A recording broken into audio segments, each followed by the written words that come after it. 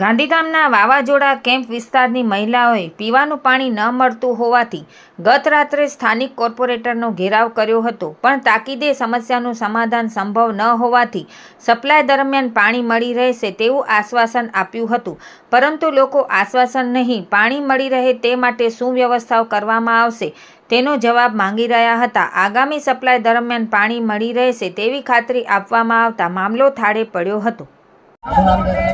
ગોવિંદભાઈ થાरू, શ્રી નોટરીનગર મહેસૂલી સમાજનો પ્રમુખ છું।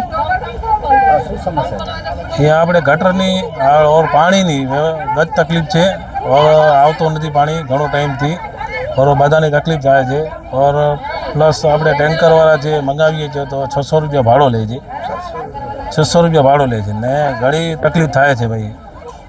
1220 મકાન છે, એમાં વસ્તી રહે છે 2500 જેવી વસ્તી રહે છે, ઘણી તકલીફ થાય છે ને કોઈ સાંભળતા નથી। અમે બહાર વળી ઘડી આપણે નગરપાલિકા જઈએ એ પણ સારું ન લાગે।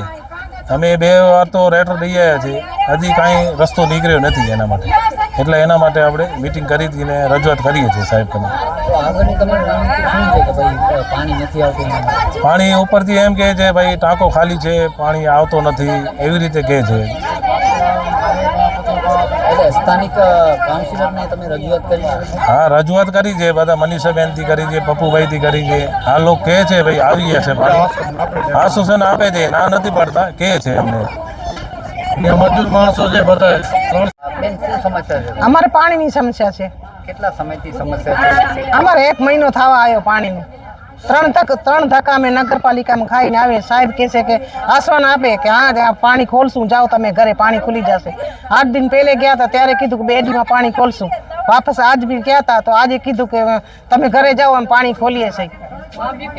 કે છે મોટર ખરાબ છે, કારણ કે છે ટાંકામાં પાણી નથી ને ટ્રેક્ટર વાળા તો 700 રૂપિયા ડાયરેક્ટ લે। ગરીબ માણસ કેના પાસે પૈસા હોય કેના પાસે ન હોય, બચારા મજૂરાદી મજૂરી કરતા હોય, 700 ક્યાંથી લે? પોતાનું પેટનું પૂરું કરતા હોય તો મજૂર માણસ ક્યાંથી લે 700 રૂપિયા? ટ્રેક્ટર વાળા 700 રૂપિયા કરીને ગયા છે। સ્થાનિક કાઉન્સિલર છે એને રજૂઆત કરી? અમારું કાઉન્સિલર કાંઈ સાંભળતા નથી, ખાલી વોટ સારું સાંભળે છે। હા, વોટ દેવાનું હોય તો સાંભળે, નકર નથી સાંભળતા। અમે નગરપાલિકામાં રમજાનમાં ગયા હતા, અમારા રોજા હાલતા હતા ને ગયા હતા, 15 દી પહેલે ગયા હતા, 8 દિન પહેલે ગયા હતા ને આજ પણ ગયા હતા। આજ અમે 11 વાગે ગયા હતા ને 2:30 વાગે આવ્યા।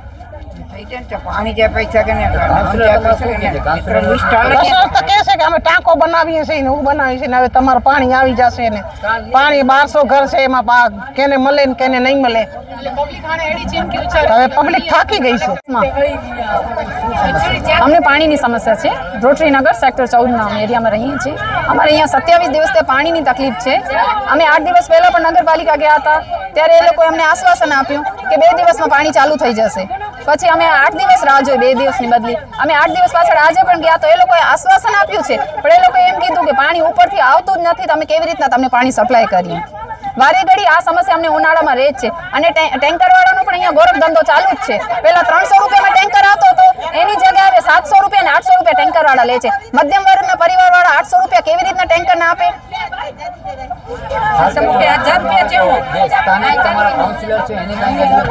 એમને આજે અમે રજૂઆત કરી હતી, એ આવ્યા હતા, એમણે પણ એ જ આશ્વાસન આપ્યું કે ઉનાળામાં થોડીક તકલીફ રહેશે કારણ કે ઉપરથી પાણી નથી આવતું, છતાં કે અમે પૂરી કોશિશ કરશું। કાંતાબેન ચૂણા।